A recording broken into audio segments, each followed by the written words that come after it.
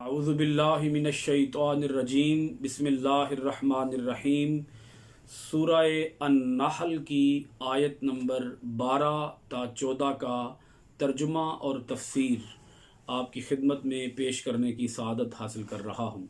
सूरह अन-नहल की आयत नंबर 12 में अल्लाह पाक इरशाद फरमाता है, वसख्खरा लकुमुल लैला वन नहारा वश्शम्सा वल कमरा वन नुजूमु मुसख्खरातुम बिअम्रिही इन्न फी ज़ालिका लआयातिल लिक़ौमिन याक़िलून। इसका तर्जुमा समाअत फरमाइए। सख्खरा लकुमुल लैला वन नहारा, तुम्हारे लिए मुसख्खर कर दिया रात को और दिन को। लैल कहते हैं रात को, नहार कहते हैं दिन को। वश्शम्सा वल कमरा, सूरज और चांद को मुसख्खर कर दिया। वन नुजूमु, और तमाम सितारे, मुसख्खरातुम बिअम्रिही, अल्लाह के हुक्म के पाबंद हैं। अगर इरशाद बारी ताला पर थोड़ा सा भी गौर किया जाए तो इंसान की तवज्जो इस जानिब दिलाई जा रही है, क्या इंसान तेरी नज़रें तो इतना ही समझ सकती हैं कि अब रात हो गई, अब सोने का वक्त आ गया, अब दिन चढ़ रहा है, अब हमें जागना चाहिए। लेकिन अगर इंसान थोड़ा सा भी गौर करे तो वो इस बात को समझ सकता है कि सूरज दिन को रोशनी पहुंचाता है, चांद का काम रात को मुनव्वर करना है। आसमान की नीली चादर पर सितारों को इसलिए टांक दिया गया है कि वो खूबसूरत बन जाए। दिन के औकात में इंसान अपने कारोबार में मसरूफ़ होता है और रात के वक्त इंसान अपना आराम करता है। सूरज दिन को रोशनी पहुंचाता है, सूरज से ही इंसान का कारोबार हयात चलता है, सूरज से ही खेतियां पकती हैं, सूरज से ही फल पकते हैं, सूरज की तपश से ही समंदर से बुखारात उठते हैं और उन बुखारात से बारिशें जन्म लेती हैं। चांद के घटने और बढ़ने से ही समंदर के अंदर मद्दो जज़र पैदा होता है। अगर इंसान इन तमाम नेमतों पर गौर करे, ये अल्लाह रब्बुल आलमीन के बहुत बड़े इनामात हैं, अल्लाह रब्बुल आलमीन के बहुत बड़े एहसानात हैं। रात अगर ना होती तो इंसान आराम ना कर सकता, अगर दिन ना होता तो इंसान अपने कारोबार हयात के अंदर मसरूफ़ ना हो सकता, अपनी रोज़मर्रा की ज़रूरियात को पूरा ना कर सकता। ये अल्लाह रब्बुल आलमीन का इंसान के ऊपर बेशबहा करम है, एहसान है। इंसान को अल्लाह रब्बुल आलमीन के एहसानात को समझना चाहिए। अल्लाह पाक इरशाद फरमाता है, इन्ना फ़ी ज़ालिका लआयातिल लिक़ौमिन याक़िलून, बेशक इन तमाम चीज़ों में कुदरत इलाही की निशानियां हैं उस कौम के लिए जो दानिशमंद है, जो अक्ल रखती है। वो कौम जो अक्ल से बेबहरा हो, वो कौम जो गौर व फिक्र से काम ना ले, तफक्कुर व तदब्बुर से काम ना ले, वो इंसान इन नेमतों पर ना तो गौर करता है और ना ही अल्लाह रब्बुल आलमीन का शुक्रगुजार बंदा बन सकता है। सूरह अन-नहल की आयत नंबर 12 के अंदर अल्लाह रब्बुल आलमीन ने अपने वजूद और अपनी तौहीद पर भी दलाइल कायम फरमाए हैं। अगर इंसान गौर करे, सूरज और चाँद एक मुकर्ररा वक़्त पर तुलू होते हैं और एक मुकर्ररा वक़्त पर गुरूब होते हैं। कोई है जिसने सूरज और चाँद को पैदा किया है, कोई है जो सूरज और चाँद को चला रहा है, पैदा करने वाला भी है और चलाने वाला भी है। अल्लाह पाक इरशाद फरमाता है, वो कौन है? वो अल्लाह है। वो अल्लाह है जिसके हुक्म के पाबंद हैं सूरज भी और चाँद भी, रात भी और दिन भी, और तमाम सैयारे और तमाम सितारे भी अल्लाह रब्बुल आलमीन के हुक्म के पाबंद हैं। सूरह अन-नहल की आयत नंबर 13 के अंदर अल्लाह पाक इरशाद फरमाता है, वमा ज़रअ लकुम फिल अर्दी मुख्तलिफन अलवानुह, जो कुछ पैदा फरमाया तुम्हारे लिए ज़मीन में, मुख्तलिफन अलवानुह, उसके कई रंग हैं और उसके कई रूप हैं। मुख्तलिफन अलवानुह, लौन का माना है रंग और लौन की जमा है अलवान, इसके कई रंग हैं। अल्लाह रब्बुल आलमीन ने तरह तरह की चीज़ें पैदा फरमाई, हैवानात हों, नबातात हों, मादनियात हों। अल्लाह पाक फरमाता है कि आसमान के ऊपर भी जितनी चीज़ें हैं वो रब ने तुम्हारे लिए मुसख्खर कर दी हैं, सूरज और चाँद मुसख्खर कर दिए हैं। ज़मीन के ऊपर भी जितनी चीज़ें हैं वो अल्लाह रब्बुल आलमीन ने तुम्हारे लिए मुसख्खर फरमा दी हैं। अब इंसान का काम यह है कि वो गौर फिक्र से काम ले, तदब्बुर से काम ले, मेहनत से काम ले और इनके ऊपर अपनी दस्तरस हासिल करने की कोशिश करे, अपनी रसाई हासिल करने की कोशिश करे। वगरना बेइल्मों के लिए और बेफिक्रों के लिए ये अनमोल ख़जाने बेमसरफ़ हैं। पानी में बिजली की हैरत अंगेज़ कुव्वत पहले दिन से मौजूद थी। कुर्राए हवाई की मौजें इंसान की आवाज़ को आनन फानन दुनिया के गोशा गोशा में पहुंचाने की अहलियत रखती थी। ए इंसान, तेरे रेगिस्तानों के नीचे पेट्रोल के समंदर मौजज़न थे, लेकिन इनसे फ़ायदा उठाना तेरा काम था। अग़यार ने अपनी अनथक कोशिशों और जाँ फशानियों से उन पिन्हा कुव्वतों का सुराग लगा लिया और उनसे खूब खिदमत ली।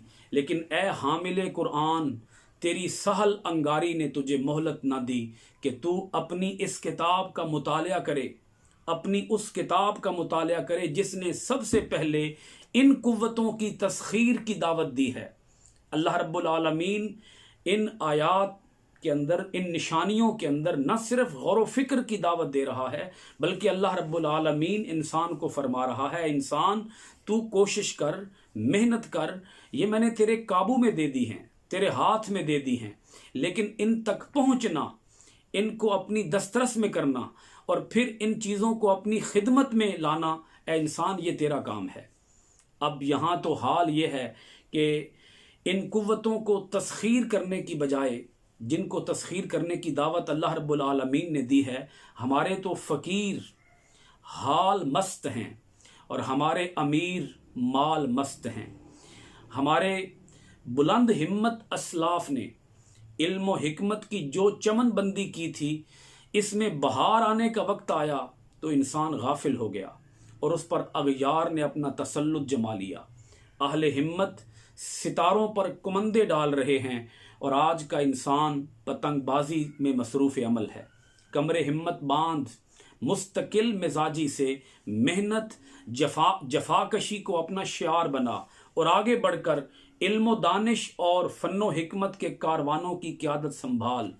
अल्लाह रब्बुल आलमीन ने इस आयत मुबारका के अंदर ज़मीन पर मौजूद हर चीज़ इंसान के लिए मुसख्खर कर दी है। अल्लाह रब्बुल आलमीन ने इंसान को बताया कि हर चीज़ तेरे काबू में दे दी है, हर चीज़ तेरी खिदमत में मसरूफ़ अमल है, लेकिन इन चीज़ों तक पहुँचना ये इंसान का काम है। इसके बाद अल्लाह रब्बुल आलमीन ने सूरह अन-नहल की आयत नंबर 14 के अंदर बहुत अजीम व शान बात इरशाद फरमाई। अल्लाह रब्बुल आलमीन ने समंदर की तस्खीर का हुक्म इरशाद फरमाया वहुवल्लज़ी सख्खरल बहरा लिताकुलू मिन्हु लहमन तरिय्यन व तस्तखरिजू मिन्हु हिल्यतन तलबसूनहा व तरल फुल्का मवाखिरा फीही वलितबतगू मिन फदलिही वलअल्लकुम तशकुरून। अल्लाह पाक इरशाद फरमाता है, वही है जिसने पाबंदे हुक्म कर दिया समंदर को भी तेरे काबू में दे दिया है, समंदर को भी तेरे लिए मुसख्खर कर दिया है, समंदर को भी तेरी खिदमत पर लगा दिया है। अल्लाह रब्बुल आलमीन ने 3 बातों की तरफ इशारा फरमाया समंदर को इसलिए मुसख्खर किया, लिताकुलू मिन्हु लहमन तरिया, ताकि तुम खाओ इस समंदर से ताज़ा गोश्त। यहाँ अल्लाह रब्बुल आलमीन ने ताज़ा गोश्त फरमाकर मछली की तरफ इशारा फरमाया। ताज़ा गोश्त से मुराद मछली है और बड़ी अजीब बात है कि समंदर का पानी शदीद कड़वा है, समंदर का पानी शदीद नमकीन पानी है, इंसान उसको अपनी ज़ुबान पर भी लगाने का मुतहम्मल नहीं है। इंसान समंदर का पानी पी नहीं सकता। उसी पानी के अंदर मछली परवान चढ़ती है, उसी पानी के अंदर मछली अपनी खुराक हासिल करती है, लेकिन इसके बावजूद मछली के गोश्त के अंदर कड़वाहट पैदा नहीं होती। मछली का गोश्त शदीद नमकीन नहीं होता, बल्कि जब इंसान मछली को इस्तेमाल करता है तो वो इंसान के लिए वो गोश्त नफ़ा बख्श होता है, वो इंसान के लिए मुफीद होता है, इंसान उसको अपनी खुराक के तौर पर इस्तेमाल करता है। अल्लाह पाक इसके बाद इरशाद फरमाता है वतस्तखरिजू मिन्हु हिल्यतन तलबसूनहा, ऐ इंसान समंदर को तेरे लिए मुसख्खर कर दिया कि तुम इससे निकालो, ऐ इंसानों तुम इससे निकालो, क्या निकालो? जेवर जिसको तुम पहनते हो, तलबसूनहा जिसे तुम पहनते हो, वतस्तखरिजू मिन्हु तुम समंदर से जेवर, तुम समंदर से निकालो, हिल्यतन जेवर, तलबसूनहा जिसे तुम पहनते हो। समंदर से जेवरात मिलते हैं, समंदर से मोती मिलते हैं, समंदर से हीरे और जवाहरात मिलते हैं, समंदर से इंसान अपने लिए जेवर हासिल करता है। तीसरी बात अल्लाह रब्बुल आलमीन ने इरशाद फरमाई वतरल फुल्का मवाखिरा फीही, ये बहुत अजीम बात अल्लाह पाक इरशाद फरमा रहा है। तू देखता है, ए इंसान तू देखता है, फुल्का कश्तियों को, मवाखिरा वो चीर कर जा रही होती हैं, फीही समंदर के अंदर। अल्लाह रब्बुल आलमीन ने ये सलाहियत अता की, ये कुव्वत अता की कश्तियों को कि वो पानी की मौजों के ऊपर तैरती हैं, चलती हैं और समंदर की मौजों को चीरती हुई जाती हैं। समंदर बेकरां सही, समंदर की गहराई बेपायां सही, इसमें उठने वाले तूफान तुंद सही, इसके भंवर हैबतनाक सही, लेकिन इन तमाम कहरमानियों के बावजूद अल्लाह पाक इरशाद फरमाता है हमने उनको हुक्म दे दिया है, समंदर को हुक्म दे दिया है तुम्हारी कश्तियों और तुम्हारे जहाज़ों को अपने दोष पर उठाए, तुम्हें तुम्हारी मंजिल मकसूद तक पहुंचाए। अब तुम देखते हो किस तरह तुम्हारी कश्तियां और जहाज तुम्हें उठाए हुए मौजों को चीरते खरामा खरामा चले जा रहे हैं। अगर समंदर को मुसख्खर ना किया होता तो तुम और तुम्हारी तिजारत और तुम्हारी मसनूआत और ईजादात मुल्क में ही मासूर होकर रह जाती। हमने समंदरों को तुम्हारी कश्तियों के उठाने का हुक्म इसलिए दिया है कि तुम्हारे कारोबार में तरक्की आए। अल्लाह पाक इसके बाद इरशाद फरमाता है वली तब तगू मिन फदली, तुम इनके ज़रिए तलाश करो अल्लाह के फजल को, अल्लाह के रिज़्क़ को। समंदर के अंदर जब कश्तियां तैरती हैं, समंदर के अंदर जब जहाज चलते हैं, तो उसी से ही इंपोर्ट और एक्सपोर्ट का काम चलता है। उसी से ही एक मुल्क की मसनूआत दूसरे मुल्क के अंदर पहुंचती हैं। एक मुल्क के बासी अपनी मसनूआत को दूसरे मुल्कों तक पहुंचाते हैं।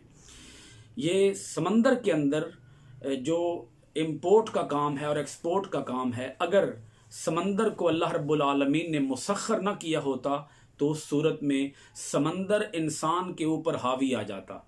अब सूरत हाल ये है कि अल्लाह रब्बुल आलमीन ने समंदर को मुसख्खर कर दिया इंसान के लिए। इंसान समंदर के ऊपर हावी आ गया और इंसान समंदर के अंदर सफ़र करता है और अपनी एक जगह से दूसरी जगह पर मुंतकिल होता है। अल्लाह रब्बुल आलमीन ने इसके बाद इरशाद फरमाया वलअल्लकुम तशकुरून, ताकि तुम शुक्र अदा करो। ताज़ा गोश्त समंदर से हासिल करते हो, अल्लाह का शुक्र अदा करो। समंदर से तुम जेवरात हासिल करते हो तो अल्लाह का शुक्र अदा करो। तुम्हारी कश्तियाँ, तुम्हारे जहाज़ एक जगह से दूसरी जगह पर पहुँचते हैं, अपनी मंजिल मकसूद तक पहुँचते हैं, तो अल्लाह का शुक्र अदा करो। तुम समंदर से अल्लाह के रिज़्क़ को हासिल करते हो तो अल्लाह ताला का शुक्र अदा करो। मैं दुआ गो हूँ कि अल्लाह रब्बुल आलमीन हमें अपनी निशानियों के अंदर गौर व फिक्र करने की तौफीक अता फरमाए और अल्लाह करीम हमें जो समंदर से हम जो कुछ हासिल करते हैं उन नेमतों के ऊपर भी अल्लाह करीम हमें शुक्र बजा लाने की तौफीक अता फरमाए। मैंने आपके सामने सूरह अन-नहल की आयत नंबर 12 से लेकर आयत नंबर 14 तक का तर्जुमा और तफसीर किया है। तर्जुमा और तफसीर करने की सआदत हासिल की है। अल्लाह करीम मेरी इस कोशिश को आपके लिए नफ़ा बख्श बनाए और अल्लाह करीम हमें अपनी नेमतों पर कमा हक़्क़ुहु शुक्र बजा लाने की तौफ़ीक़ अता फ़रमाए। वमा अलैना इल्लल बलागुल मुबीन।